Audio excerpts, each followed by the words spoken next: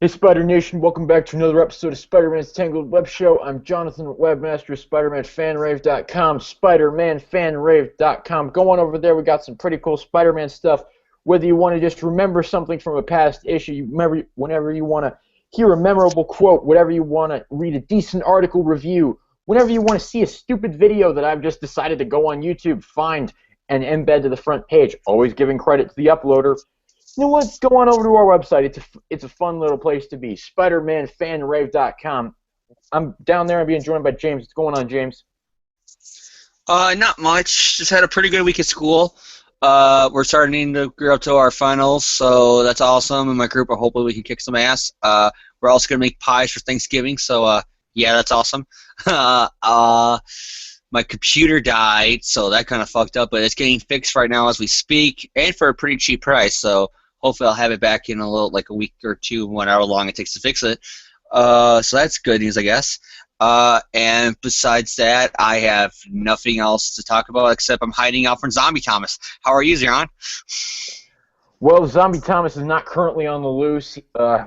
He has moved on to another city at this point. Hopefully the authorities can apprehend him within the hour before any casualties occur.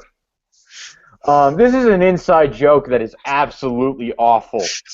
I feel so badly about this.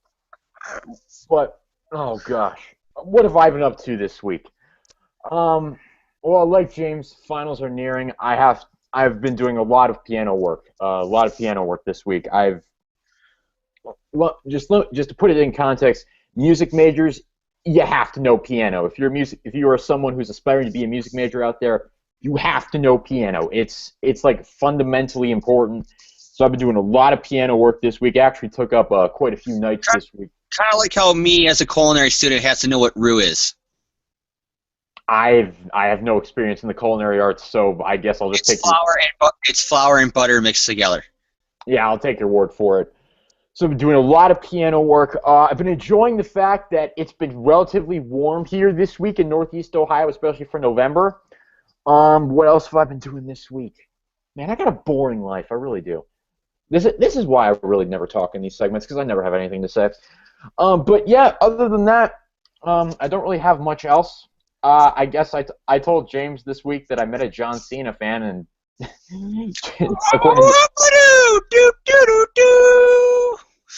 yeah, James. According to James, I'm not supposed to like that guy. I have no opinion on him, but yeah. Okay. So what are we going to talk about tonight? Well, we have 6 issues of Amazing Spider-Man that we're going to be discussing. It's actually the return of the Sinister Six story arc. This is the cover to Amazing Spider-Man number 334 I'm holding up here. This story arc came along in the middle of David Michelinie and Eric Larson's gig on Amazing Spider-Man. It came around in the early 90s, around that era. I think it was actually the year 1990 itself. I think it was 91. I want to say it was 91 this comic happened.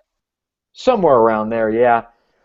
This is to give context as to where Spider-Man is in his life at this moment. Well, this is early on in his marriage to Mary Jane. He's still working at Empire State University under the guidance of Dr. Swan. Flash Thompson is dating Felicia Hardy, and this is actually the first appearance of the Sinister Six in about 25 to 30 years, because before this storyline, the Sinister Six had only appeared in Amazing Spider-Man Annual number 1, which was done by Stan Lee and Steve Ditko back in the mid-'60s.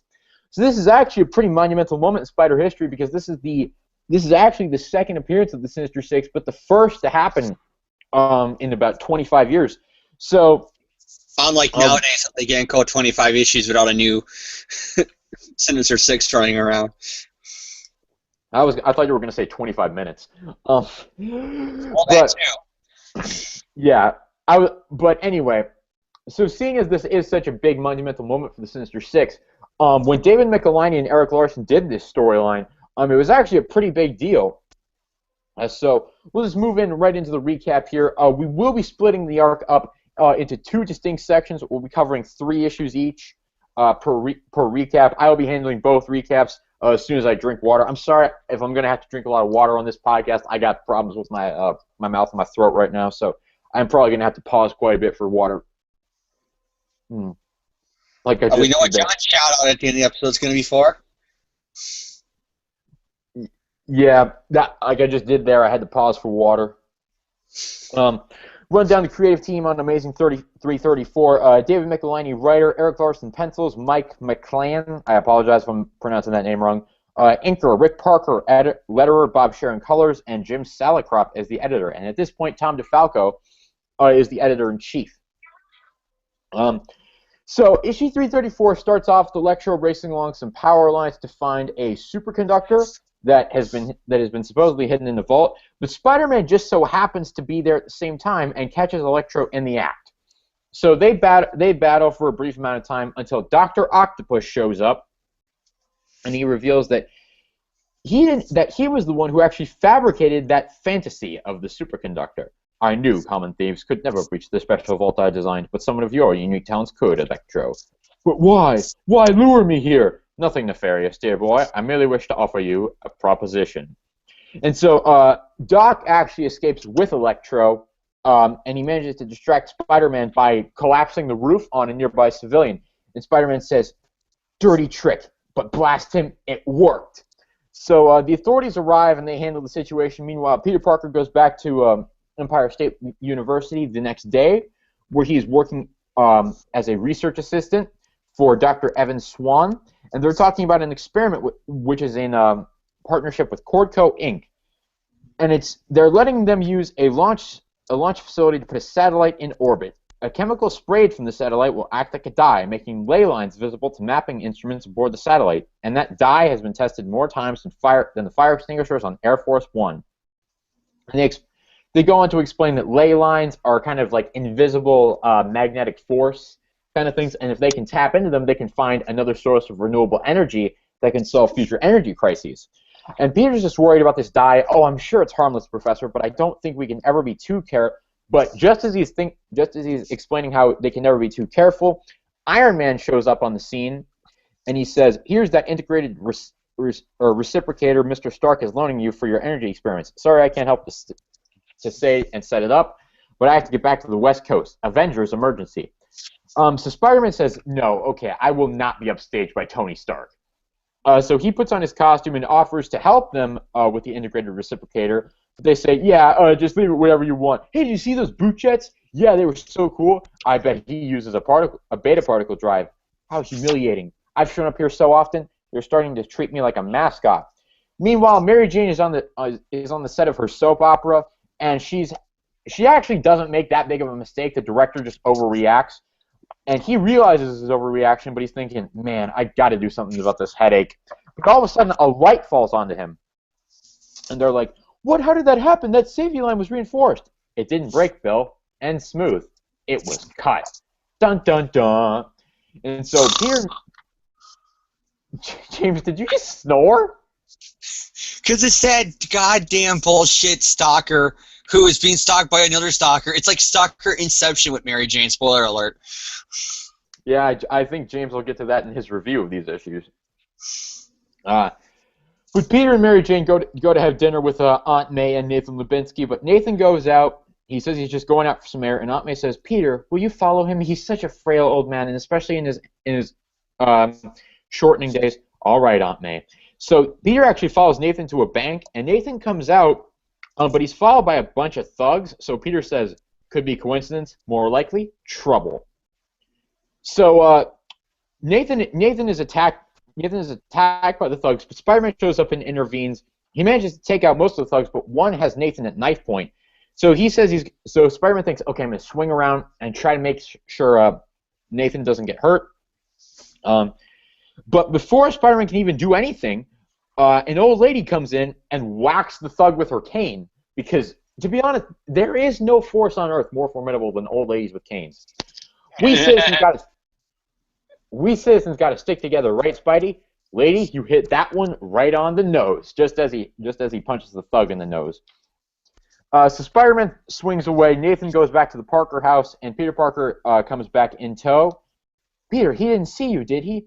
"Aunt May, I can assure you that he never knew Peter Parker was around. Get it? Wink, wink, nudge, nudge, hint, hint." Huh? Get it? Get it? Get it? Because I was in the suit. Huh? Huh? Get it, fancy? Get it, Peter? Get it. Get it? Get it? There is no such thing as subtlety in this comic. So the issue ends with Sam. Spider-Man. It's Amazing Spider-Man, dude. When has they ever had subtlety? Yeah, really never. Um, so the issue ends with Sandman going back to his boarding house, and Doc Ock manages to persuade him to join him in the formation of the new and unstoppable Sinister Six. So that's the end of 334, and as we move on to 335 here, I'm going to drink some more water. So, James, why don't you sing us a song?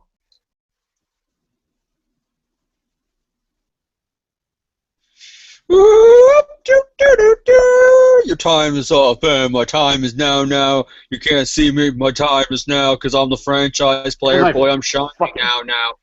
You can't see me, my time is now.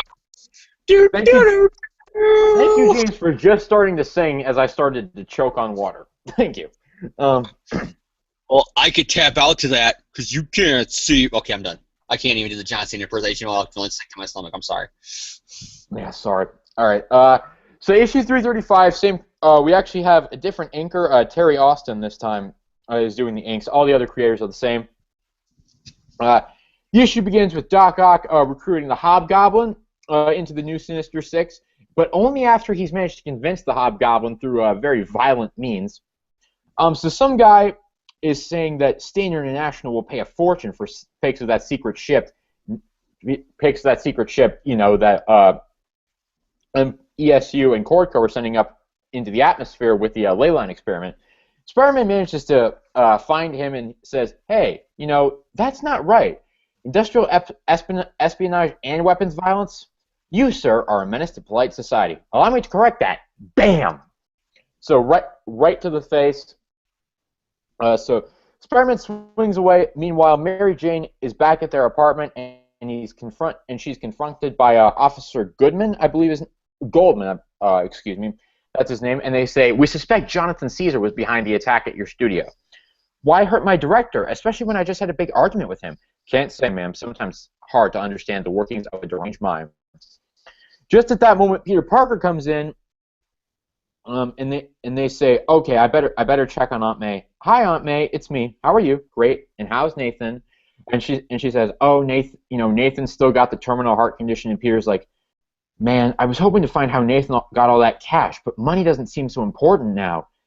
I mean, with all my power, there's not a blasted thing I can do to help Nathan. I feel so useless. And so Mary Jane offers to accompany Peter.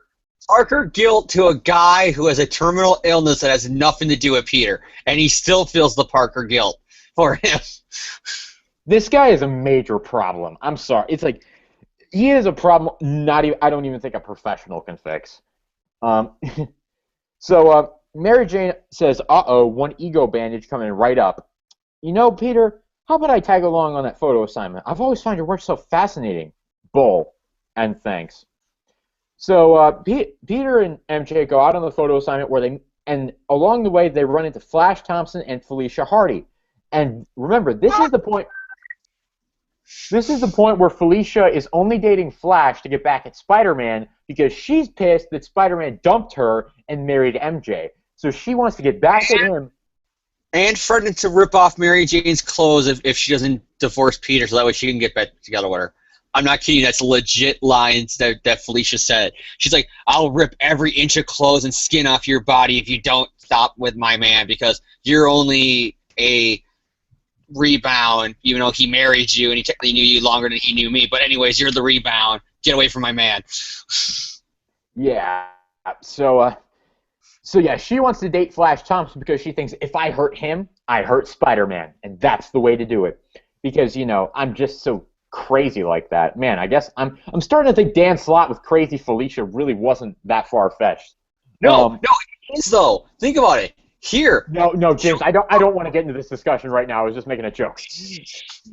Anyway. I'll save it for my review then. Anyway. Where the heck was I? All right, so they're walking down the street and they're talking about Flash and Felicia. Meanwhile, they go to a celebrity fundraiser for the New York Public Library, and who is there? Steve Rogers is in a dramatic recreation stage exclusively for this event. And so while they're there, Mary Jane is recognized as Sybil from Secret Hospital, which is her character in respective soap opera, And he's like, nuts. Even Mary Jane's getting recognized. I know it's petty to feel left out, but I'm only human. Maybe. Next up, Paul Schaefer and the world's most dangerous band. Where's David Letterman? So Peter Parker says, hey, how'd you like to meet Captain America, MJ? Are you serious? I've got connections, and he holds up his press pass. But just at that moment, the Shocker decides to attack the event. Now, here's the thing. I'm assuming this isn't Steve Rogers, because if this was Steve Rogers, he would have just thrown his shield at the Shocker and it would have been over with. I have to assume that was not really Steve Rogers. James, am I wrong on that? It could be, but it could also be a case of classic comic book, oh, it's my book, so I'm the only one who can do it kind of thing. Because when you have Steve Rogers there and a supervillain attacks, I kind of feel like he would do something. Yeah, but why would they have a Steve Rogers impersonator on the show if people know who Steve is? It's not like he has a secret identity. Where Spider-Man, you can get away with it. Captain America, I don't think you can. Without the audience saying, bullshit, that's not him. I don't know. I don't know. I'm looking too far into it, I think. I think I'm overthinking it. But, so... Just say it's Captain America and it's all over and done with.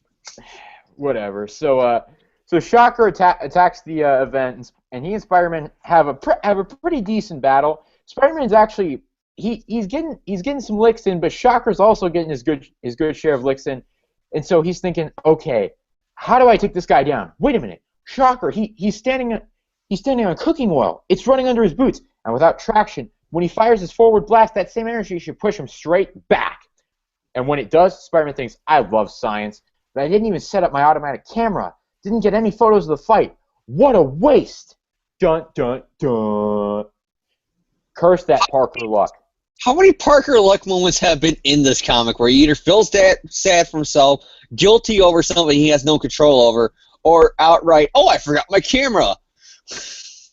All right, so the issue ends, well, actually, the main end of the issue is Mysterio getting recruited into the Sinister Six, and also at that exact moment, well, not at that exact moment, but the next morning, actually, Peter Parker is at the Daily Bugle, and he actually hears about Mysterio and Doc Ock's meeting last night, and he's like, when Doc Ock rescued Electro at that warehouse, I knew something big was in the works, but if Mysterio is active as well, this could be bigger than I thought, maybe even bigger than I can handle. Dun, dun, dun! I handled it when I was 15 when they first did this shit to me, but... Yeah, because it's like, I'm pretty sure you've taken down both of them before. Granted, not at the same time. But you've taken Mysterio out plenty of times. Taken Dr. Octopus out plenty of times. Peter Parker is chill out. Man, someone needs... This guy just needs a hug. He really does. I feel like if someone just gave Peter Parker a hug, things would be better. No, it's not, because there's panels where we see people giving him a hug, and he goes, oh, it's no use, it won't work. I just can't stop thinking about the random person who died from old age. At the same time, I could have been giving him some miracle cure that in no way exists, but I was off fighting a bank robber in the other state. Oh, no, we'll get to Peter Parker having guilt about a supposed cure for something when we get to the final issue of this story arc, but that's not for a while. Oh, and it's a doozy. It is a doozy. Oh, we're gonna have some fun. But a lot of fun. Can we do that arc next, like the arc afterwards? Because like literally, it is like I get the whole point of it, but I won't spoil it here. But it's actually a pretty good arc. It's just really weird when you get to some points of it. All right, but moving on to Amazing 336, we got. Once again, the inks change. Mike McLan is back on inks. The other creators are still the same. So the issue begins with Vulture being hired by the Kingpin to take out let me look. Who's he trying to take out again? Raymond Trask. That's who his name is. Kingpin has hired Vulture to take him out because he has become a nuisance, refusing to allow his Atlantic City casinos to join our organization. So this should provide an example to others of the advantages of cooperation. Man, I cannot do. I'm sorry, I cannot do the Roscoe Lee. I don't remember what his name was. I'm sorry, who voiced him in the animated series. but I cannot do that voice. That voice is legendary. Uh, And the Doc of the '90s, whenever I think that voice, I do think when I see the comics, so that's the cartoon Otto. When I read these like Eric Larson, Bagley, early to late '90s, probably because that's around the same time the comic. I mean, when the cartoon was going on. But whenever you see Otto there, it's almost like ripped from the cartoon. It seems like. yeah, the '90s show is so great. If anyone is watching this, have we not made it clear yet that we like the '90s show? Because we really like the '90s show. We really do. But you know, there are other good Spider-Man cartoons out there. Spectacular Spider-Man being an example of one. Um, so meanwhile, Spider-Man is swinging around. Something's wrong. How did Nathan get all that cash? Nathan's in love with my Aunt May. But he tried to take some of her money once to pay off gambling debts. If he's at it again, I better ask him some questions. As Peter Parker. So Peter goes over to Aunt May's and Nathan's house, and Nathan actually reveals that he cashed in his life insurance because he wants to make sure that Aunt May is safe, and he's actually cashing in his life insurance so that he can bet it on the Raymond Trask Vulture thing so that he can make Aunt May even more well off after he's gone. So meanwhile, someone hires the Chance to get that villain known as the Chance, who literally no one remembers and no one cares about. Yeah, they hire him to get in on the whole Vulture thing. Excuse me. The issue continues. I just want to spend some time on this because this is something that I read this issue and I had to roll my eyes so bad. There is a panel in this comic book. I feel like I should hold it up to the screen, but I almost kind of don't want to. You could do it. Just look at this of Mary Jane. Look at that. It's just like, really? Just really? It's hard artwork.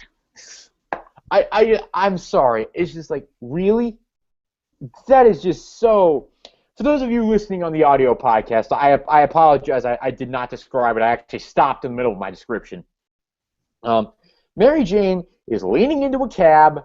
Her ass is sticking right out. It's literally in the most grotesque pose you could possibly think of. And it's just, oh my gosh, it's just disgusting. I'm sorry. It's just, I'm kind of offended, to be honest with you. Oh my gosh. I did the biggest absolute eye roll when I read this issue. So, all right, I'll get off my soapbox there. But so Peter Parker's in the middle of a cab and he's thinking, every time my life starts to fall apart, which seems to be hourly, all I have to do is think of Mary Jane. But right now, I've got to think about the Trask Duchess, Raymond Trask's latest toy. I'm to photograph the yacht's christening today. Need to get my mind off Spidey, Nathan, even those ley line energy experiments I'm working on at Empire State University. This won't pay much as Spidey action shots, but at least I'll be able to relax for a change. Oh, Peter Parker, whenever you think that, you should know it's not going to work like that. So Peter shows up to the event, and the Vulture attacks Raymond Trask. So what does Peter do? He switches to Spider-Man and jumps into the action. And as I switch the page from this 2-page ad that I've got in the middle of this comic, Spider-Man and the Vulture fight in the air, and Spider-Man actually manages to do a fairly decent job against the Vulture in the fight, but that's when Chance shows up. But Chance doesn't prove to be that much more of a challenge for Spidey, and he is quickly defeated, and he actually retreats. So Vulture decides, okay, I need a hostage, and so he actually goes for Aunt May, but before he can take Aunt May, Nathan intervenes, and so he takes Nathan instead. And so he takes Nathan up into the air and drops him, and Spider-Man manages to catch him with webbing, but the shock is too much for Nathan, and I think we all know what happens there. The shock is too much. He's an old man with a terminal heart condition, and unfortunately, it's just the end of the line. So the issue ends with Aunt May holding Nathan, and they're saying, and the helpless knowledge that there are some battles that even a hero can't win, and that's the end of the issue. So James, I'll let you go first. What are you thinking of these first 3 issues of the Return of the Sinister Six arc? 334, 335, and 336. What are your general thoughts? And give us some details. What are some things you liked, some things you didn't like?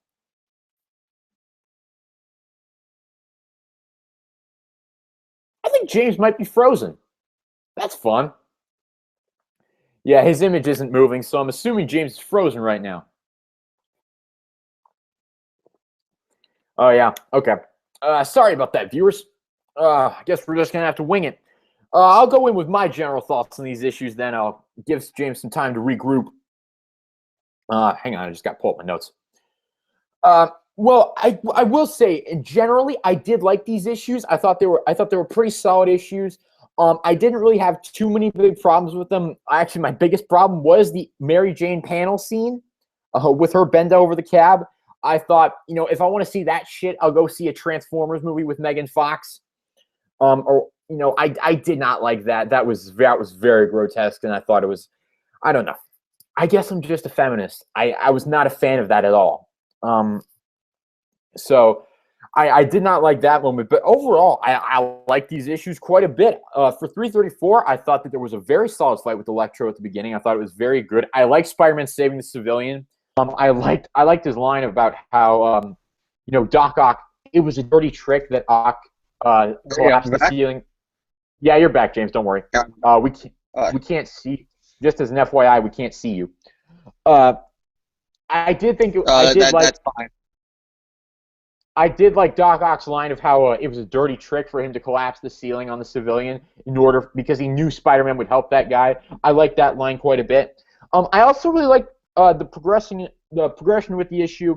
Just with Peter following Nathan, the fight with the thugs, all that. I thought it was really good, low-level street stuff. Spider-Man. I thought that was really good. And plus, I just like the stuff with Peter and with Mary Jane. I like seeing them together.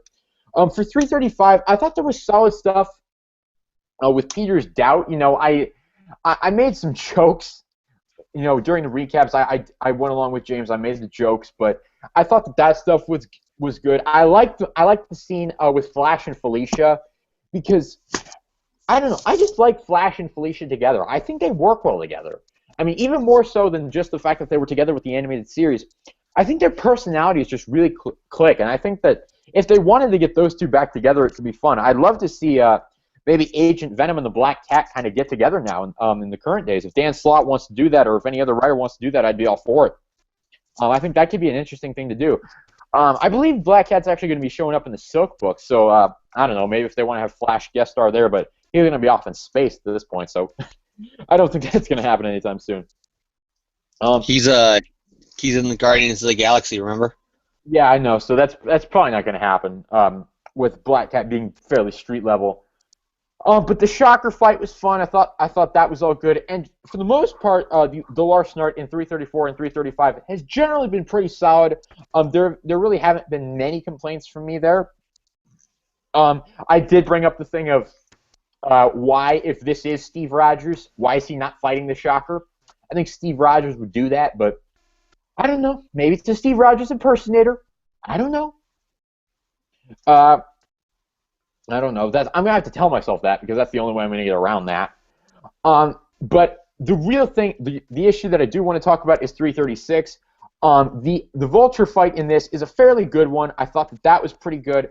The Chance, I don't know why the Chance was brought into this. He added nothing to the story, and I think he actually kind of distracted from it a bit. And plus, no one cares about this character. I don't know. Maybe someone does care about this character. If you do, leave me a comment in the comment section. I do not care about the Chance one way or the other, and it's just like, why is he here for me? I don't enjoy seeing him.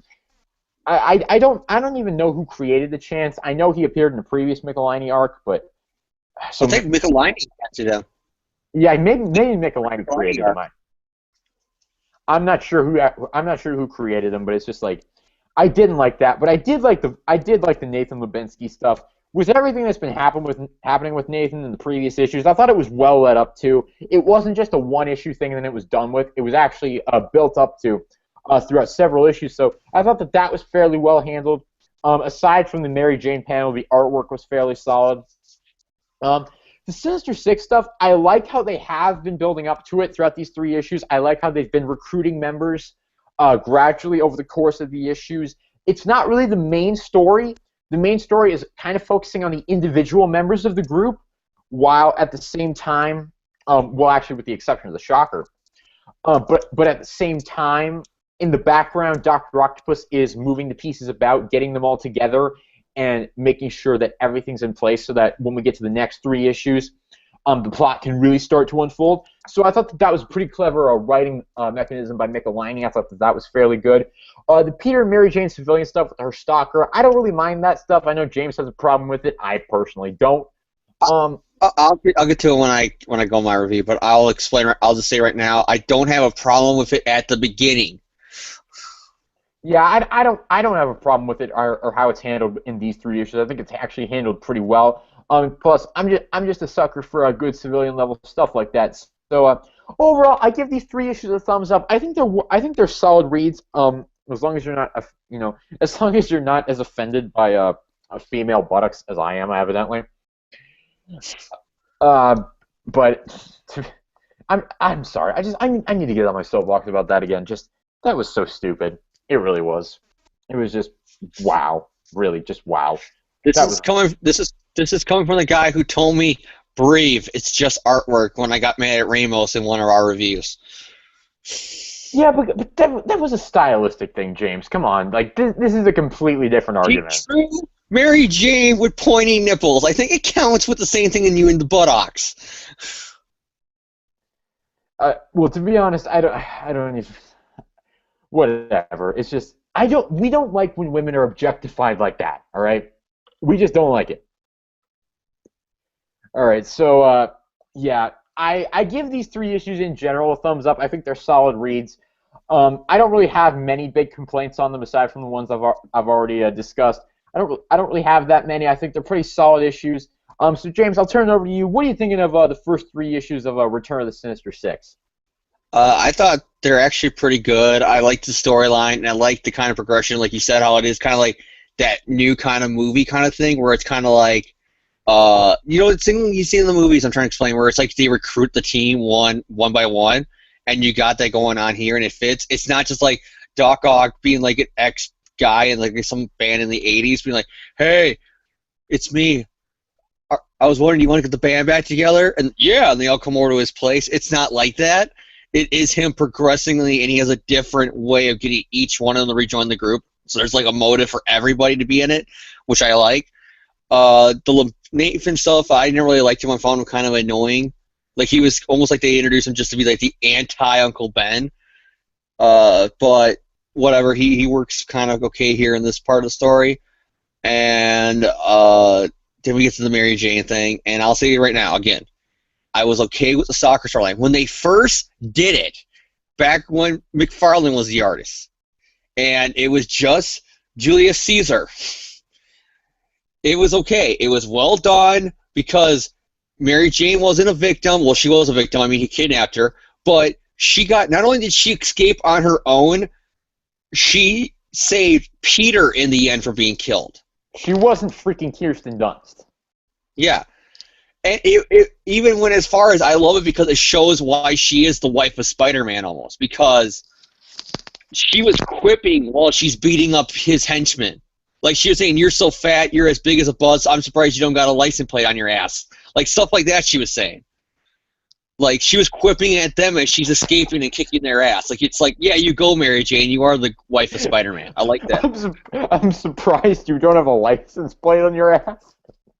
She doesn't say that because it's early 90s comics, but it's basically, I think she says on your back, but I just ad-lib the ass part. But she says that. Go look it up. Oh, man, someone needs to put that in the next Spider-Man Kingpin fight. Dan Slott, please do it. You have my money. I kind of, but it got bad, in my opinion, when it just kept on going. Like they bring Caesar back, and he evicts them from their house, and he causes Mary Jane to no longer get any acting roles or modeling gigs except for a dumb soap opera. And plot twist, it turns out it's because it's a soap opera he's producing, and he's doing it just to torture her by him having her career and her money like literally at the palm of his hands. And then you got all these people trying to be whacked one by one, and you think it's Caesar. And it turns out to be some psychotic cop who's also stalking her. Sorry, I gotta brief it out. But and then she gets a stalker like 10 years later in that goddamn shitty not McFarlane, Mackie and Byrne run. It's like enough with the stalkers, and this is just part of it. So you got that. You got more of the Felicia Hardy thing, which I kind of liked because I like it though how this is how Felicia should be written. Okay, her idea here to get back at Peter is dating his best friend. I'm sorry, Johnny Storm's his best friend. No, wait, I'm sorry, Harry Osborn, whatever. But her plan is I'm going to date his best friend, which is something a lot of women do. I'll date my ex's best friend to get him jealous. How Peter did that in Spider-Man 3 with Gwen, kind of. Actually, that was in Spider-Man 3. It was more a case of MJ got jealous of Gwen. So, well, you know what I mean. Though you're deliberately dating somebody who you know will get them jealous. I know. Slot, she's mad at him, so she starts becoming a murdering, drug dealing, kidnapping, arsonist, crime lord. Dating your best friend, murderer. There's a fine line there, John, I think. I don't really think it's a fine line. I think it's quite a big line. It's a pretty big leap. I mean, she does threaten Mary Jane when she first finds out, but but it's almost played off as more. It was a scare tactic because right away the next thing you see her, she's dating Flash. Yeah, do we have an issue number on when they started dating? I think it was around 330. It's like the arc before this. I want to say. It's the beginning of the Larson run. I think. I would say it's his first issue as the ongoing artist after McFarlane left for his solo title. Yeah, so I want to see that first issue of him. Yeah, so it's probably around 330-ish. And I'll even say, unlike John, I like his artwork here. I've always been a fan of his artwork. I like it better than I liked McFarlane. I thought McFarlane art is kind of overrated, and I never was a big fan of it. And I kind of like Larson's style. It's not that I don't like Larson's style. I just don't like him when he draws women fucking bent over calves. I don't know, because I always like the way especially as Felicia, when you get to Felicia in that panel when it's revealed that she's the girlfriend, she looks smoking, in my opinion. I do not mind Larson's artwork in general. I think he's a very competent artist. I just didn't like that Mary Jane panel. Okay. But yeah, I like that. And as for the Steve Rogers thing, I think it is him, but I think it's just a case of it's Spider-Man's book, so he's the only one who can do it.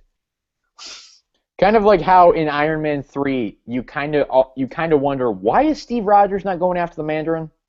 Because it's Iron Man's movie. Yeah, it's based on that. It's like in Jessica Jones. I'm watching that series. You're thinking, okay, they're making reference to the other Marvel heroes.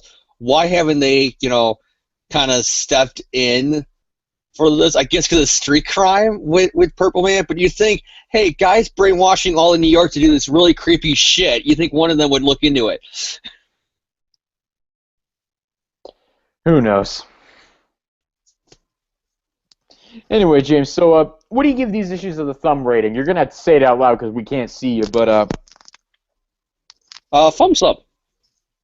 All right, we got thumbs up from James and thumbs up from me, so we're pretty positive towards this arc so far. And I will say now, a big reason why it's a thumbs up, because this is the first time we reviewed an issue with Black Cat in it, where she either isn't an out-of-character murdering bastard, or always talking about how Peter Parker is her lover. So I'm going to give it a thumbs up just for that.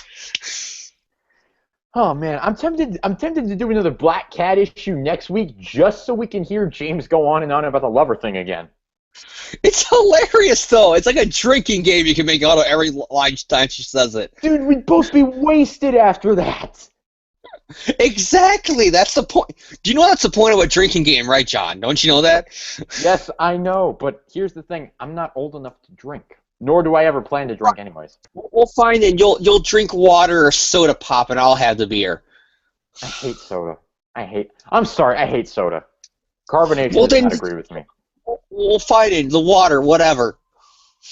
I need you like water. Sorry, credit to Pentatonics there, just so we don't get copyright sued, and this video doesn't get taken off of YouTube.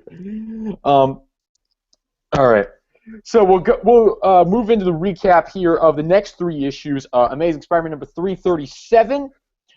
Looking at the creative team here, we got Terry Austin is back on the inks, and all the other creators are the same. Begins with Nathan Lubinsky's funeral and people paying their respects to May Parker and everyone. There's a moment where everyone's saying Nathan was a fine man. We'll all miss him. And there's this one guy in his thought bubble saying, hypocrites. Lubinsky was nothing but an old grouch. So they're walking away, and Peter Parker's worrying about Aunt May's so frail. Losing her fiance at this stage of her life could crush her. Losing a loved one at any age is tough, Peter, but May has to make her own decisions. All we can do is be supportive. Let her know we love her. Meanwhile, the Sinister Six are at a warehouse in New Jersey, and Dr. Octopus is saying, yeah, we're going to hijack that Cordco Inc. ESU satellite project that's working with the ley lines. We're going to hijack that and threaten to spray a poison into the atmosphere unless they accept our threats to rule the world. Don't. Aww. $1 million. Sorry, Austin Powers reference. So Sandman's having doubts. I don't know. I wouldn't want to live with that kind of slaughter on my conscience. Worry not, Sandman. World governments wouldn't dare risk such annihilation. Besides, I've told you what would happen if you refuse to help. So Doc Ock is explaining the plan to them, and Peter and Mary Jane are walking home, and Peter's a bit testy. He's not happy about everything that's going on with Aunt May and everything, and so he kind of snaps at Mary Jane outside of their apartment building, and she says, "I've never seen Peter so." But then, off corner in another panel, we see someone think abusive. But she's actually thinking confused. So she goes up to their apartment and she says, in every marriage, you have to give and take. Guess it's my turn to give. I'll apologize. Peter, I'm so sorry, sweetheart. I'm just so upset about Aunt May. I should never have taken it out on you. Forgive me? Well, if you put it that way, I guess I can be persuaded. So Mysterio and Hobgoblin show up at Empire State University to steal some equipment, but Spider-Man happens to be there just at the same time, and he takes the fight to them. But unfortunately, they get away by Mysterio casting an illusion that makes it look like Spider-Man is actually kind of a big bruiser, as they say in the issue, and he's beating up on an old woman. So Mysterio and Hobgoblin get away. Meanwhile, Flash and Felicia, they're going to a public playground, and she thinks, oh man, this guy's a fool. You're Spider-Man's best friend, and now that I've got you hooked, I'm going to break your heart, just like Spider broke mine. I'll show him. But just at that moment, they're approached by a group of thugs, and they say, the lady's purse, give me. And Flash actually hands it over. But it's actually kind of a ruse, because then the guy goes in to touch Felicia, thinking that Flash will just let him. But he's like, yeah, you should have quit while you were ahead. So Flash actually beats the crap out of these guys. It's actually pretty badass. And Felicia says, all my life I've been on my own. No one ever stood up for me until now. Except for all the times Peter saved your ass in the 80s, but okay. Yeah, we're kind of forgetting Bill Mantlo and Al Milgram's entire spec runs here, but whatever. We'll just, no one's ever done it until now. To be fair, she always kind of counted that as Black Cat and Spider-Man, not Peter Parker and Felicia Hardy. So she's probably talking about nobody ever protected Felicia. Peter protected Black Cat, but this guy protected Felicia, kind of thing. Man, these people have identity issues. So meanwhile, Vulture and Sandman are attacking. I guess it's a military complex or whatever. We got army tanks there, army men. We got a Roxxon truck. So Spider-Man once again shows up in that fight to take on Vulture and Sandman, and unfortunately, Spider-Man's just not able to take them down, and they actually managed to succeed in their mission. I believe so. The tank thing is submerging, and Vulture's flying off too far for a web line or a spider tracer. That confirms my suspicion. This definitely is not my day. Just at that moment, Electro is also on the other side of town trying to pull off a crime of his own. And guess what? Spider-Man's not exactly successful there either. Man, this really is not this guy's day. So Spider-Man's thinking, Part of what Electro was after. What? Huh. Confidential file from a security firm. Part of a system diagram for Cordco. But that's the company that's launching the Leylight satellite. What's next? And so Octopus is thinking all the pieces are in place, and no one suspects what my true plan is. Dun dun dun! So that ends issue 337, and I gotta get some water again. Sorry, bear with me. I'm almost out. Oh shit, not good. So 338. We're moving into that issue now. Mike McLean is back on inks. All the other creators are still the same. Sandman is continuing to have doubts about the Sinister Six's plan, but Octavia says, "Rest assured, my friends, I've considered all contingencies, and Sandman will help us one way or another. One way or another." I don't. That's all I remember of that song. Spider-Man's hanging out, watching the launch platform. And he's thinking about the Sinister Six, and he's thinking about all this stuff. He's thinking about the experiment that he's going to be conducting with Empire State University. He decides to drop in on Aunt May, and he says, "Yep, she's all smiles. Be breaking into a Lambada any second now." But she's actually sitting there mourning about Nathan. He's thinking, "Darn, if I'm such a hotshot hero, how come I can't even fix a broken heart?" James, I believe this is your cue to start bitching about the Parker luck. Or Parker guilt, excuse me? That goddamn Parker luck. Yeah, I think... Man, this guy needs to give himself a break. So Peter tries to console... But if he gives himself a break, he's going to find out that something happened, and oh my god, I should have took that break, it's all my fault! So Peter tries to console Aunt May and make her feel a little bit better, and while he's walking back to his and Mary Jane's apartment, a brick actually drops on the roof above, and he thinks, "Man, who tried to take me out?" So he and Mary Jane talk about it, and they think maybe it was Jonathan Caesar, but we can't assume anything. So we don't have any proof that granite could have come loose on its own. I think all we can do is be careful. Maybe, Peter, but she thinks to herself, maybe not. So the Sinister Six are getting ready at that moment. Meanwhile, Mary Jane and Peter kind of go their separate ways a little bit. Mary Jane actually goes to a gun shop to apply for a gun. Meanwhile, Jonathan Caesar, the Mary Jane stalker, actually shows up at the the hospital room of the director of her soap opera, who was attacked in recent days. He takes him out, but not before he forces the director to write a handwritten note to Mary Jane saying that he wants her to meet him, the director, at the studio at which he was attacked. But he says he's doing that for Caesar so that Caesar can trick her into showing up there where actually he will be the one who meets her. And so he takes the director out. He removes him from the picture. And Peter Parker, just at that moment, is at Long Island about to watch the launch of the ley line experiment.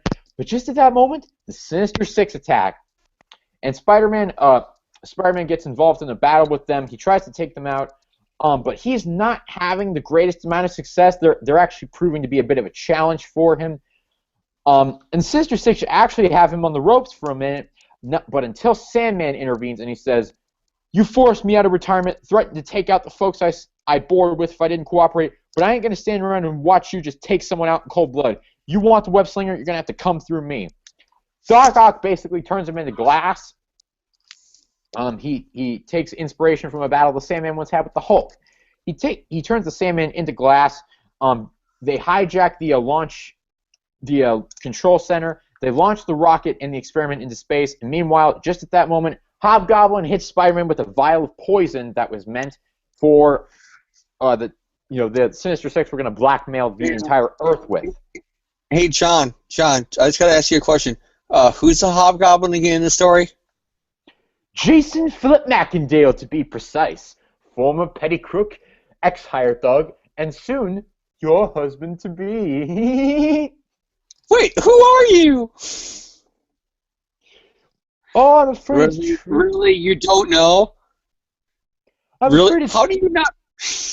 I'm afraid it's true, my dear. This house, my money, everything that drew you to me, it all came from crime.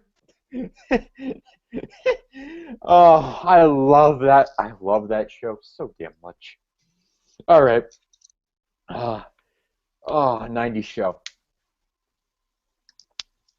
Oh, man, I need this water bottle like water. All right. Final Did you issue. say I need this water like water? Dude, I'm not making any sense.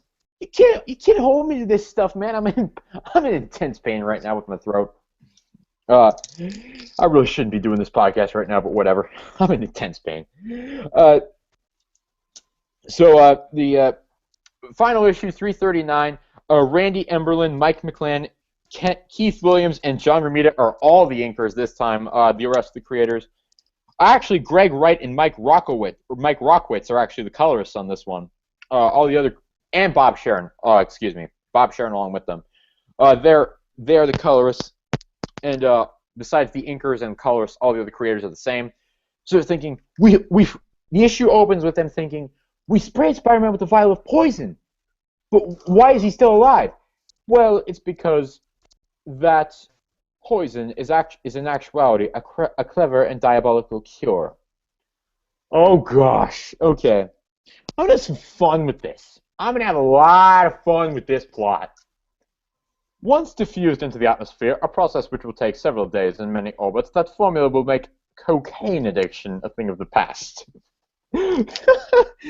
After breathing it, any attempt to use drugs will result in extreme convulsions, and the sole antidote is Burundite. Fortunately, you fools sold the world's only Burundite for me, and with so many rich and powerful individuals, slaves to cocaine, and willing to do anything to remain that way, I'm certain I can parlay my supply of Burundite into enough influence to indeed rule the world alone.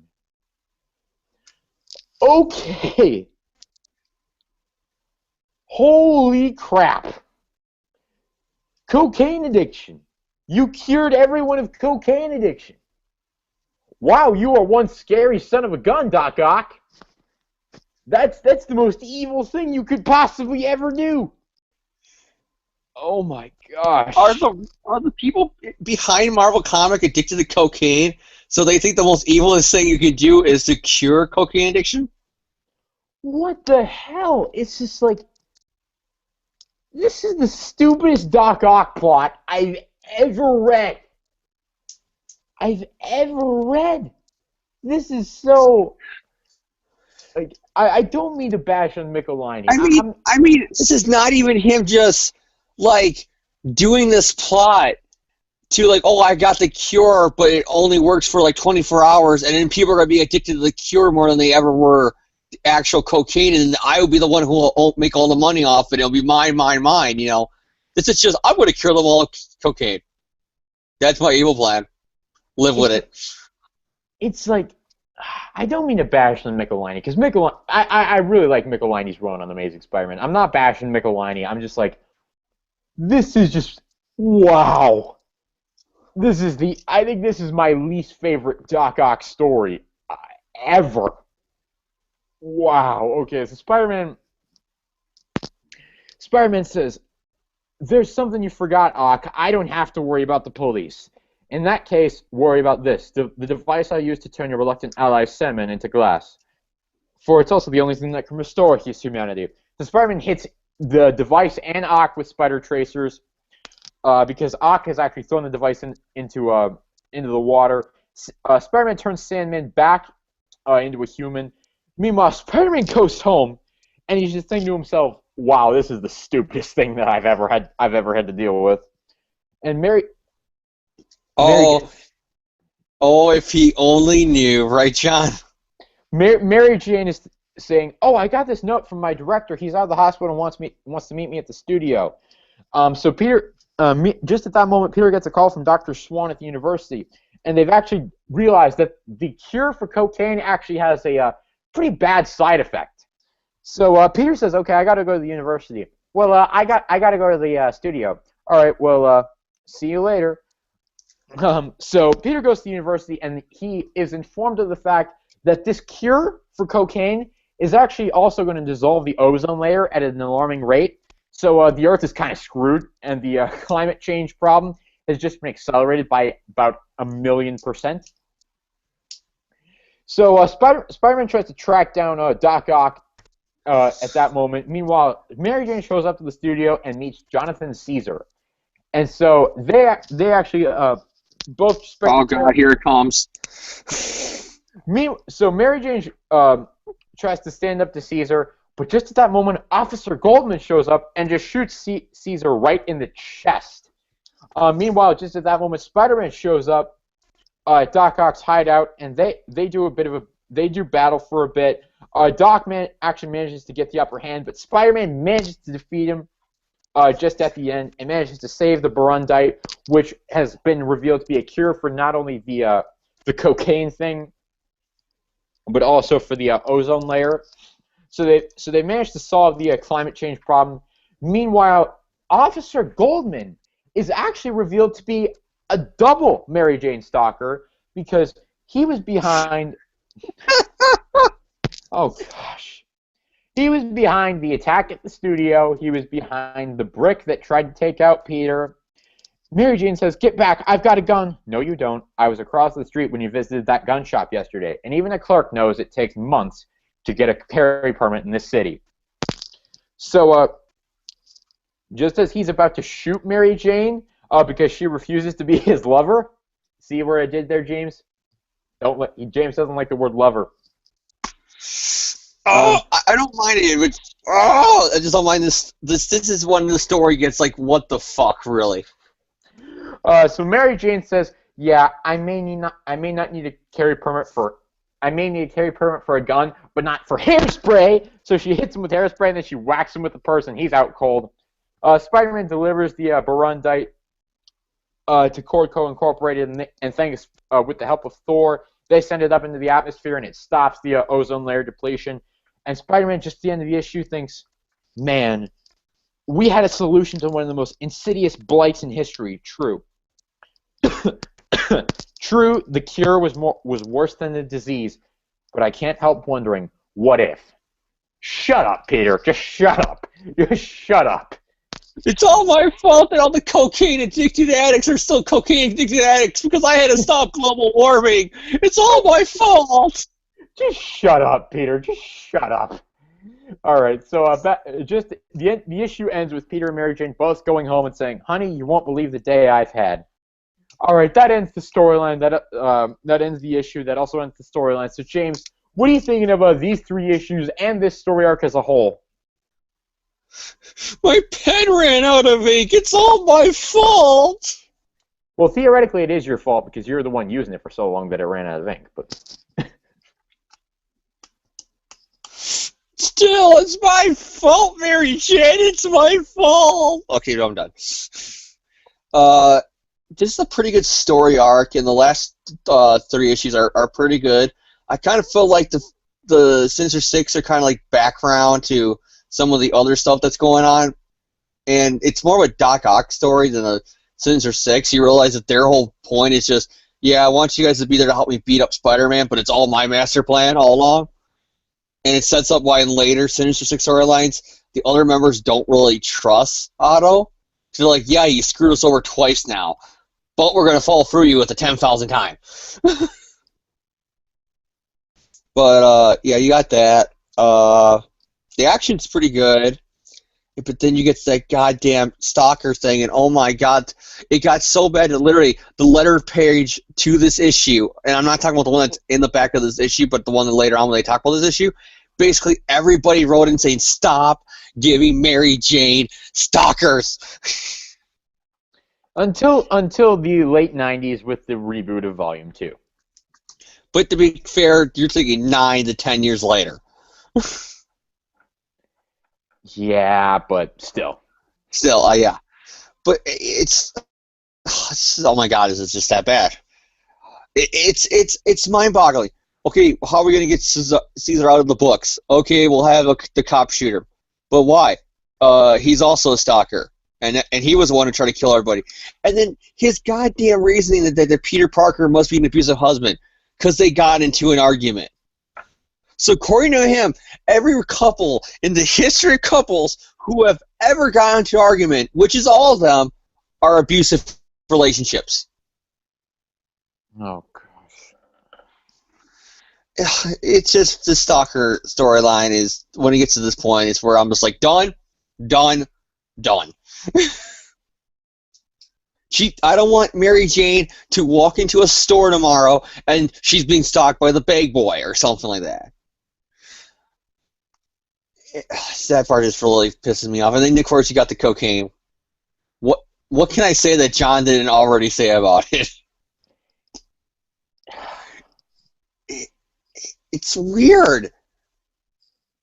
It's just so weird and bad. It's what the fuck, dude? Like seriously. It's like this is Doc Ock's. This is Otto Octavius, one of the biggest megalomaniacs in the Marvel universe, and this is his plan. I'm going to cure people of cocaine because it's going to cause global warming. Because that makes fucking sense. No, he's going to cure people of cocaine because then those people will want the cocaine so bad that he'll be able to have the influence he needs to rule the world. I'm like, what? Yeah, but if he cured them of the addiction, John, they're not going to want it. No, he's like, the cure is that it's. I guess it's not really a cure. It's just like whenever someone takes drugs, they're going to have convulsions, and the only cure for the convulsions is the Burundite, which is in his possession. So by basically quote unquote curing them of cocaine addiction, and him being the only person who can allow them to take it again, he's influencing he will have enough influence to rule the world. I'm like, well, that is something that happens if you're addicted to really heavy drugs. That's what happens to you, you know, where you do have, I don't know, I can't remember the scientific term for that, but you know what I mean, where it's where you start shaking and having the convulsions of the season. Withdrawal. You do get that. But those are people who are going cold turkey and rehab and trying to beat the disease. This is a magical, you know, snap of the fingers. You no longer crave it no more. So theoretically, they shouldn't be having that. It's just, this is, oh gosh. This is just so surreal. And we're saying this about a comic book, that it's surreal. He thinks by doing this, he's going to take over the world. He does realize that not everybody in the world does cocaine. Yeah, I don't think the majority of the world is cocaine addicts. I mean, he's going to need every goddamn world leader in the world to be addicted to cocaine for his plan to work. And even then it wouldn't work. Oh gosh. Just what can we say about this cocaine storyline? It makes me wish I was addicted to cocaine because that would be far better than that plot. Oh gosh, it's just, it's so, we do not like this plot at all. It's a good issue. I love the Return of the Sinister Six. It's just when you get to the end of the plot, it's where it falls apart for me. All right, James, but any other thoughts?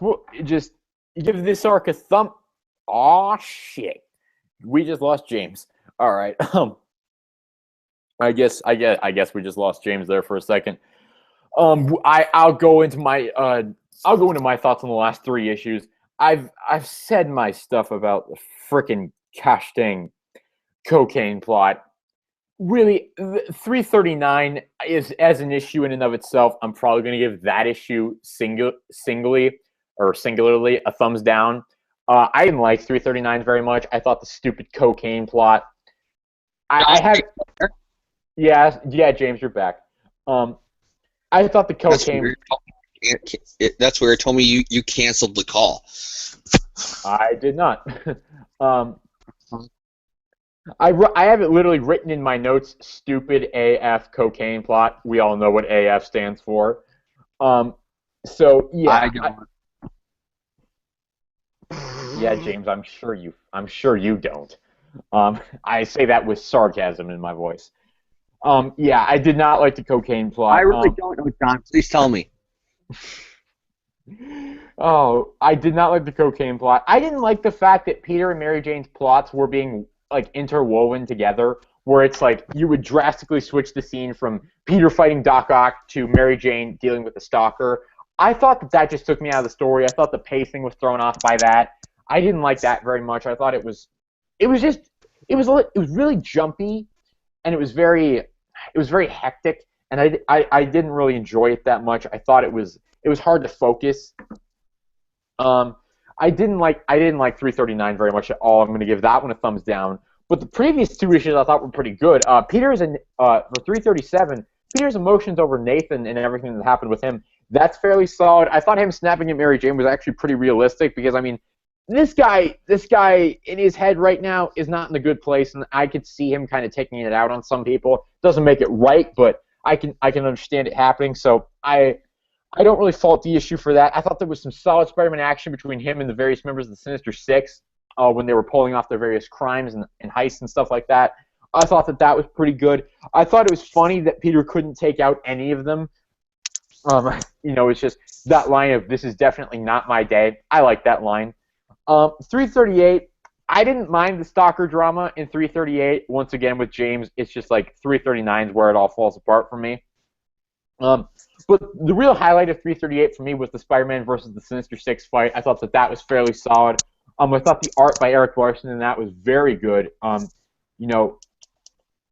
didn't really have many negative things to say about that issue. That issue mainly is a fight scene. And I thought the fight scene that it was mainly built around was a fairly solid one, so I like that. 339, I already gave thumbs down to. That's a thumbs down, not this. That's a thumbs down. I will say I didn't like the Mary Jane Stalker drama resolution. I pretty much agree with everything James said on that. So overall, I'd probably give these issues. I give overall a thumbs up. I don't know, maybe a thumb sideways. Maybe like kind of here. The cocaine plot is what destroys it for me. It's like this arc is thumbs up until the ending, which is a thumbs down, and a major thumbs down. I give the arc overall probably like a B if I had to grade it with a letter grade. So that's still a thumbs up for me, but I don't know. The ending of it is just such a... You fumble the ball at the 5-yard line. Ooh, it's not good. But overall, I'd probably give the arc a thumbs up. I think it's a solid read until you get to the last issue. But James, we never got your thumb rating, so a thumbs up, sideways, or down for this arc in general. The first 3 issues, thumbs up. Second 3, I'll give a thumb sideways, and overall, I give a thumbs up. All right, so that's going to conclude this review for us for this week, and that's also going to conclude this episode of the podcast. So we thank everyone for tuning in. I see in the little bar down there that we have a live audience for tonight, so thank you for all those who are tuning in to watch us. So James, any shout-outs or any final words to the listeners or viewers before we sign off? Let me think for a second. First, this is going to be our last episode before Thanksgiving, so happy holidays, happy Thanksgiving. So shout out to you guys. Shout out to The Undertaker, because tomorrow is his 25th wrestling anniversary. I'm live on pay-per-view. And shout out to Hamburger Helper, because that's what I had for dinner tonight. Anything else, John? My shout-outs this week: Marvel, Stan Lee, Steve Ditko, David Michelini, Eric Larson. Thank you for Spider-Man. Thank you for the comics we reviewed tonight. I read Captain America Sam Wilson #3 this week. I enjoyed that. What else did I enjoy this week? I read Ant-Man #2. James, pretty much, it's just, here's everybody's character where they're at. Here's where his girlfriend is at. Here's a son of a villain from the Silver Age. And here's Sam Wilson, because fuck, the movie did it. Yes, James was not happy when Sam Wilson showed up at the end of that comic. I won't say I'm not happy. It's just I'm getting kind of tired of the Marvel Universe doing that now, where the comics have to do every goddamn thing that happens in the movies. Well, I mean, the movies are popular, James, so I can see them wanting to capitalize on the popularity. What else? I don't really have any other shout-outs this week. Shout out to the Ant-Man post-credit scene that I finally saw because Marvel put it up on their UK channel. I just love that Steve and Sam just walk in. They see Bucky. Are they in like a wrestling ring? Like, is that what they're in? No. I don't know. I only saw the scene once. It just looked weird to me. They looked like they were in a weird place. But Steve and Sam just walk in there, and they just look like a couple of. They don't really look like Avengers. They look like bouncers at like a nightclub. That's just how they're posed. I'm sorry. That was all I could think while watching that scene. I love Chris Evans. I love Anthony Mackie. I think they're both great in their respective roles. Other than that, I don't really have any other shout-outs for this week. Like James said, happy Thanksgiving. I got a final shout out real quickly. I forgot. Jessica Jones, watch it. It's a good Netflix show. Oh yeah, that did come out on Netflix yesterday. Also, evidently, Power Rangers Dino Charge went out on Netflix only to be taken down like an hour later. James. It was actually 48 hours later. James, why did they get taken down? Like, fuck if I know. The leading rumor is one episode had a mistake in it, so Netflix took down everything. Wonderful. All right, well, we're gonna end the episode here. So thank you all for tuning in. We hope to see you next week. Like James said, happy Thanksgiving in advance to all of you. Stay safe in the holidays. Make sure you don't do anything you'll regret. Yeah, we'll see you all next week. And au revoir, adios, auf Wiedersehen, to quote a famous YouTuber. So see you guys next week.